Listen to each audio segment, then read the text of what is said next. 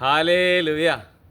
യേശുവേ നന്ദി, യേശുവേ ആരാധന. എൻ്റെ പ്രിയപ്പെട്ട സഹോദരങ്ങളെ, ആത്മാവിൻ്റെ ദൂത് എന്ന ശുശ്രൂഷയിലേക്ക് യേശുവിൻ്റെ നാമത്തിൽ നിങ്ങളെല്ലാവരെയും സ്നേഹപൂർവ്വം ഞാൻ സ്വാഗതം ചെയ്യുന്നു. ഒരുമിച്ച് പറഞ്ഞ ഹാലേലുയ. ഈ ലൊക്കേഷനൊക്കെ നിങ്ങൾക്ക് ഇഷ്ടപ്പെട്ടെന്ന് വിചാരിക്കുന്നു. നല്ല സ്ഥലത്ത് നിന്നാണ് നമ്മൾ ഇന്നൊരു വീഡിയോ എടുക്കുന്നത് കേട്ടോ. ഇത് നമ്മളൊരു സ്വർഗ്ഗസ്നാപിതാവിൻ്റെ പ്രാർത്ഥന ചൊല്ലണത്.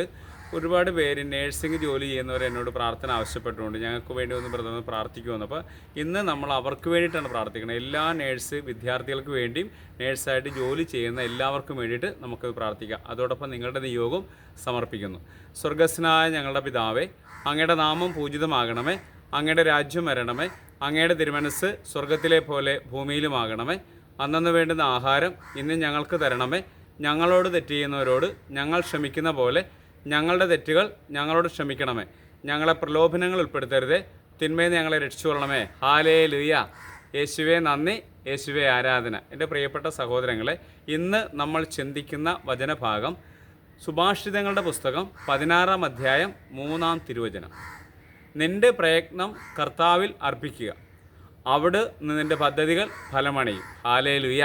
വചനം പറയുകയാണ്, നിൻ്റെ പ്രയത്നം കർത്താവിൽ അർപ്പിക്കുക, അവിടുന്ന് നിൻ്റെ പദ്ധതികൾ ഫലമണിയും. നമ്മൾ ഏതെങ്കിലും ഒരു കാര്യത്തിന് വേണ്ടി നമ്മളെടുക്കുന്നൊരു എഫേർട്ട് ഉണ്ടല്ലോ അല്ലേ?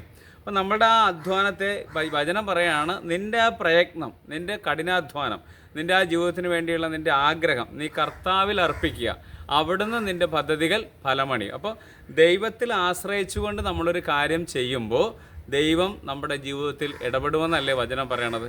അപ്പോഴാണ് നിൻ്റെ ആഗ്രഹം അതുപോലെ തന്നെ സാധിക്കുക. എന്താ കാര്യം? നീ കർത്താവിനെ പ്രതിയാണ് ചെയ്യുന്നത്, അല്ലെ കർത്താവിനോട് ചേർന്നാണ് നീ ചെയ്യണം അല്ലേ?